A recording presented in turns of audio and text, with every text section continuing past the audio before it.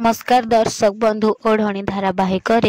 जीवन कहे कि जेजेमा आम पवन बंची पुणी थे जीवन कहे कि पवन को मत क्षमा कर दे पवन मुझे बंचे पारि नथिली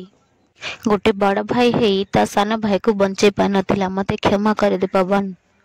पवन कहे कि नाई भाई तुमर किसी भूल नथिला तमे तो मत बचाई बहुत चेष्टा करथिला हेले मो भाग्य आउ किछि चाहूला।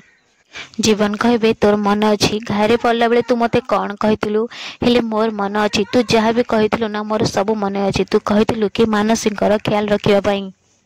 देख मु से ही करूछि नले पवन मोर आउ किछि अलग उद्देश्य नहीं।